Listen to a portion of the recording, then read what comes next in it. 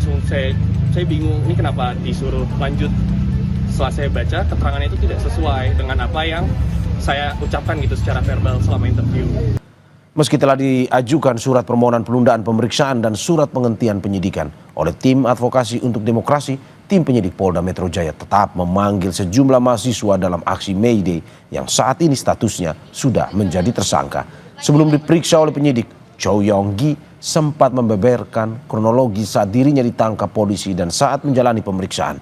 Politisi yang juga dosen ilmu filsafat UI, Taufik Basari, menambahkan ke-14 tersangka dituduhkan pasal yang mengarah pada massa yang tidak mau membubarkan diri atas perintah aparat yang berwenang.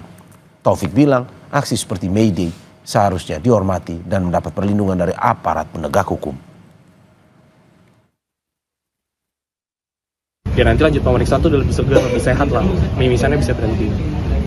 Selang itu oke, selesai, istirahat 5 menit di pantry, nggak ada CCTV, di sofa itu tidur 5 menit, lalu dibangunkan oleh anggota yang menginterogasi saya, disuruh bangun-bangun, nih tanda tangan gitu, tanda tangan surat BAI-nya.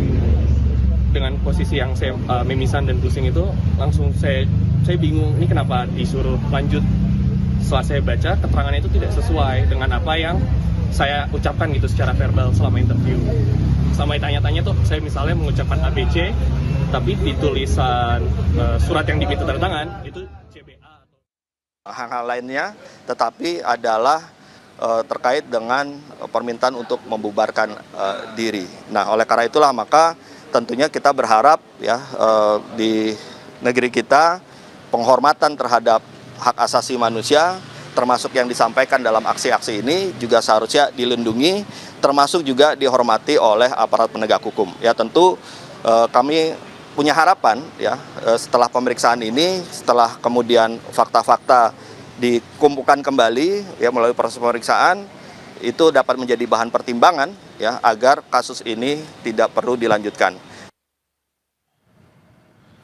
Sebelumnya, Kabid Humas Polda Metro Jaya bilang polisi telah memeriksa 7 orang mahasiswa yang ditetapkan sebagai tersangka dalam demo May Day lalu. Ketujuh mahasiswa ini merupakan bagian dari 14 mahasiswa yang ditetapkan sebagai tersangka atas dugaan tindak pidana penghasutan di muka umum atau melawan petugas. Dari 14 orang mahasiswa, 4 orang merupakan tim paralegal dan medis yang dijerat pasal 216 KUHP dengan dugaan menghalangi petugas yang sedang bertugas.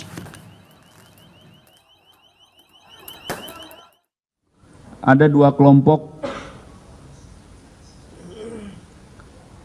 yang diamankan, 10 diantaranya itu adalah pengunjuk rasa dengan dugaan tindak pidana yang seperti kami sampaikan tadi. Kemudian 4 orang lainnya adalah tim paralegal dan medis. Ya, tim paralegal dan medis ini diduga melakukan tindak pidana tidak menuruti perintah atau dengan sengaja tidak segera pergi setelah diperintah 3 kali oleh atau atas nama penguasa yang berwenang sebagaimana diatur di pasal 216 dan 218 KUHP.